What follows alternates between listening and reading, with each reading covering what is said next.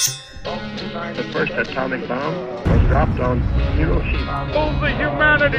The fires of frustration and discord are burning in every Let us city. not forget for a moment the toils and efforts that lie ahead. They say that those who forget their history are condemned to repeat it. This is the History Lessons Podcast with certified financial planning practitioner Patrick Huey, author of History Lessons for the Modern Investor, and your guide to financial wisdom in the past, present, and future. You ready? Good. Let's get historical. Historical? Yes, sir. This is the History Lessons Podcast for the week of March 4th, 2024. I am Patrick Huey, author of History Lessons for the Modern Investor. And if you're a modern investor seeking some historical perspective these days, once again, you're in the right place. This week, we'll be talking about confusing journeys, flopping flashbacks, and reconsidering Roth conversions.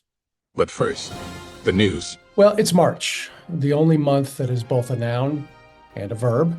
And last week was an active one for economic data. In January, durable goods orders tumbled like a hiker on a slippery slope.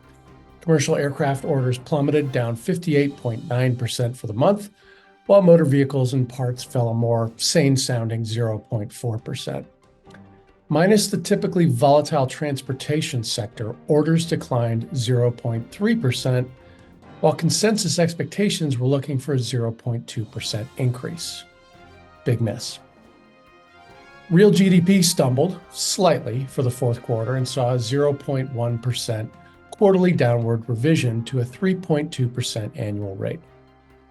Lower net exports and minor changes in inventories were the culprits, offsetting some positive revisions in personal consumption, government purchases, and construction.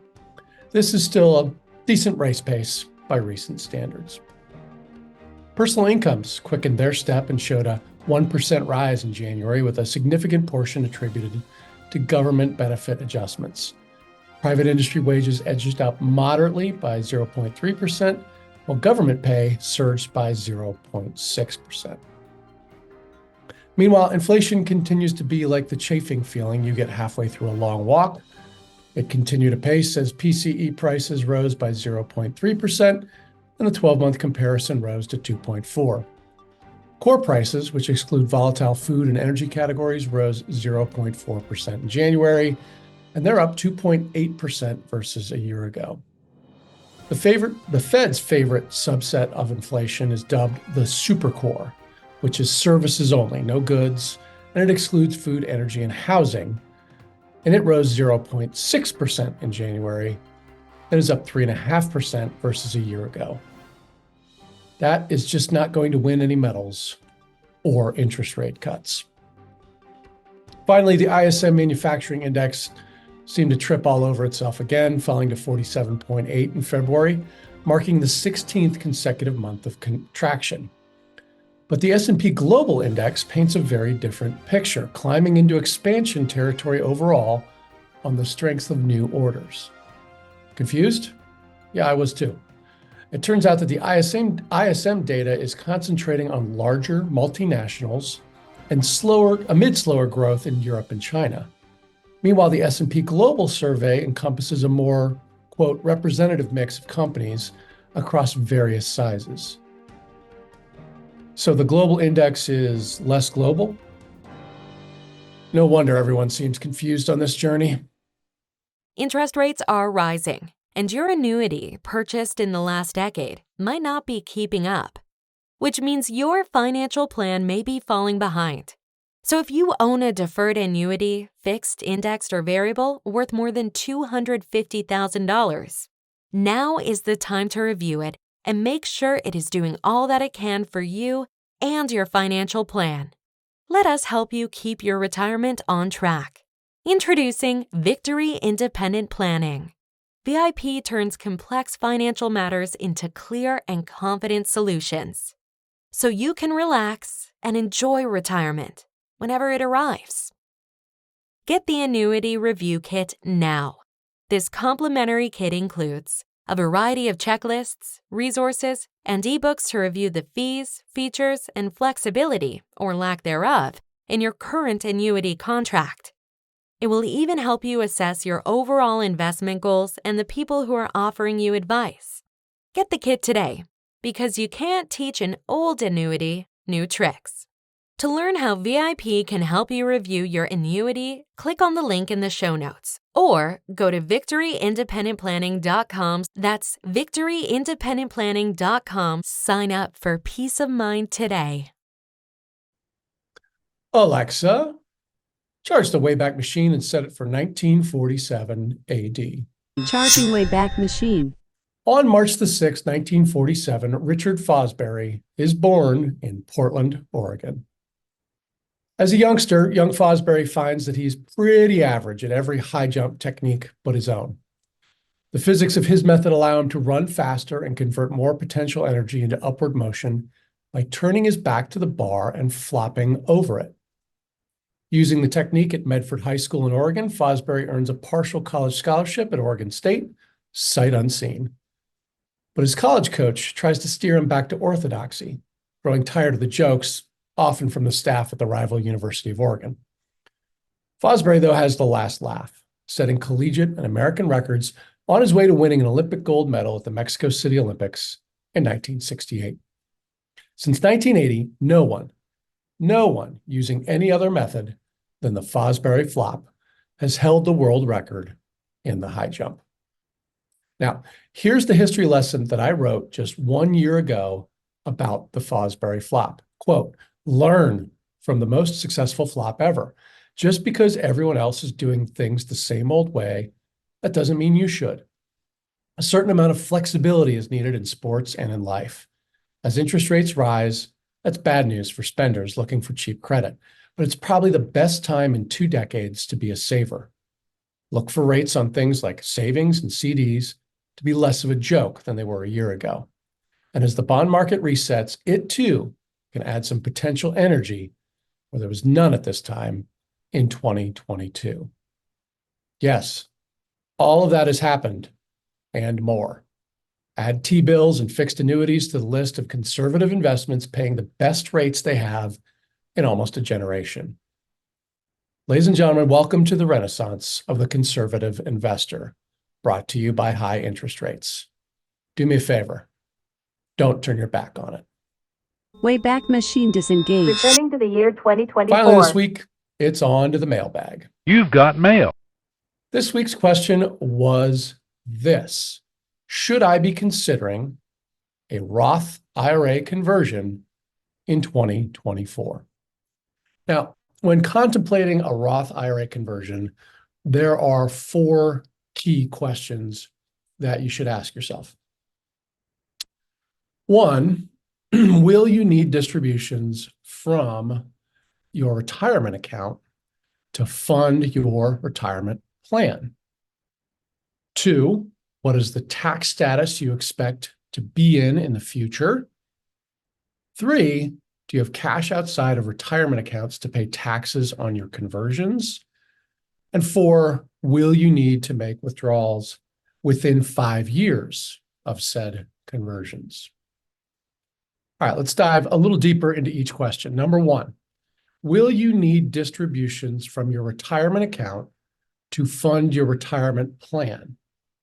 Seems like a no-brainer, but this question is crucial because Roth IRAs have different distribution rules compared to traditional IRAs.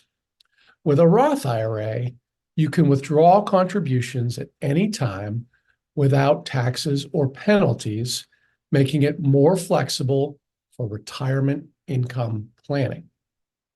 And further, if you find that you will not need the distributions from your IRA to fund your retirement income, well, congratulations. First of all, you're a great saver. And second, we need to make you a great planner in order to minimize your taxes. We also need to ask another question here. Are your beneficiaries people or places? Meaning, will you transfer the IRA funds to your kids, grandkids, or friends?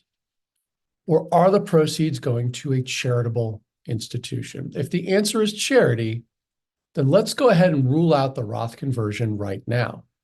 There is very little advantage to a Roth conversion when you could instead make charitable contributions directly from your IRA during your lifetime with what is called a qualified charitable distribution, and you don't have to include it in your income.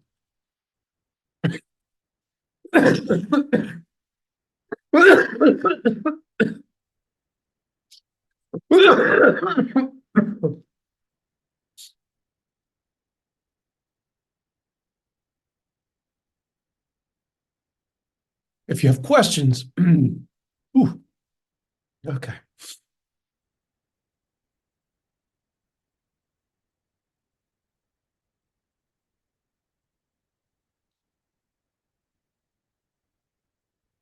If you have questions about the QCD, let me know. We are using it quite a bit in the world we find ourselves in today, where you don't typically itemize deductions. Speaking of itemizing deductions, question 2 is, what is the tax status you expect in the future? Do you or your beneficiaries who are not charities expect to be in a higher tax bracket or pay higher tax rates later in life? If you anticipate higher taxes in the future, it makes sense to pay taxes now at lower rates by converting to a Roth IRA. And here are 5 reasons you might find yourself paying more in taxes later in life. Number 1, spending more than you thought. Some of the retirees I know are going to every new restaurant, traveling the world, and they're spending time at the lake house with the kids and grandkids. Their retirement and their retirement spending may actually outpace that of their working years. It's not often, but it is possible. Reason number 2, fewer deductions. By retirement, our homes are paid off and our children are out of the house, hopefully. We have limitations on property and state tax deductions, and 9 out of 10 of us now claim the standard deduction and therefore don't itemize, which incidentally means no charitable deductions either. The third reason we might be taxed at higher rates later, death of a spouse. They call this the widow penalty, where the surviving spouse goes from married filing jointly to filing single. Income goes down, but taxes paid and the average rate of tax actually go up. And the fourth reason is actually 34 trillion reasons. That is the current federal debt level, and it is rising with a $1.8 trillion gap between spending and tax receipts for fiscal 2023. Something has to give, and no one that I've heard recently has talked about cutting spending. And the fifth reason, there is already an automatic tax increase on the books for December 31st, 2025. That's the date the new brackets we've had since the Tax Cuts and Jobs Act of 2017 will automatically go away. Yes, we might get itemized deductions back, but this is still a tax hike for most people. I encourage everyone to plan for taxes to go up in our lifetime and not down. I'd rather be pleasantly surprised than disappointed by a tax bill I didn't plan for. So at this point, we will assume that you or your family plan to use the assets in your IRA for income and that taxes are going up. A Roth conversion is looking pretty good right now. But it brings up question 3. Do you have cash outside of retirement accounts to pay taxes on your conversions? Converting to a Roth IRA triggers taxes now on the converted amount. So having cash on hand to cover these taxes without dipping into your retirement savings is preferred. If you have a short time horizon, you may want to skip the conversion, as you won't have as long to enjoy the benefits of tax-free growth on your investments. But if you are the average retiree who is in their mid-60s, remember, you may have a time horizon of over 30 years. And you can add an extra 10 years to this horizon for your beneficiaries who will have that long to withdraw the funds after you are gone. And we also have to take into account how the conversion will affect things like your Medicare costs due to the income-related monthly adjustment amount, or IRMA, provisions. Finally, we're up to question 4. Will you need distributions from the Roth IRA within 5 years? And this question relates to the 5-year rule for Roth IRA distributions. The Roth IRA 5-year rule says you cannot withdraw earnings tax-free until it's been at least 5 years since you first contributed to a Roth IRA account. Now, keep in mind that the 5-year clock begins ticking on January 1st of the year you made your first contribution to the account. The Internal Revenue Service, the IRS, requires a waiting period of 5 years before withdrawing balances converted as well from a traditional IRA to a Roth IRA, or you may pay a 10% early withdrawal penalty on the conversion amount, in addition to the income taxes you pay in the tax year of your conversion. There is an exception to the penalty if you are 59 and a half or older. But remember, we said the clock starts on January 1st of the year you do the contribution or the conversion, no matter when during the year it happens. So if you converted in December, the aging requirement might, in practice, be only a bit more than 4 years, potentially as low as 4 years and 1 day. And it's important to note, the 5-year rule is counted separately for each conversion. So beware of this provision and get the timing right if you decide that a Roth conversion is the best way to fire Uncle Sam as your investment partner. Listen, it's essential for you to assess your current financial circumstances, your future income expectations, your retirement goals, and tax status, regardless of whether or not you're considering a Roth conversion. Consulting with a financial advisor and a tax planner can help you decide what's right for you. Personally, my VIP retirement glide path system helps me to clarify the income and tax planning so that clients can make confident decisions about if and when to convert to a Roth IRA. Well, my fellow historians, that's all for this week. Check out my book, History Lessons for the Modern Investor, still available on Amazon.com. And be sure to do all the social stuff, like this episode. Follow us wherever you see or hear your podcasts. We're available on Substack, Spotify, Apple Podcasts, or YouTube.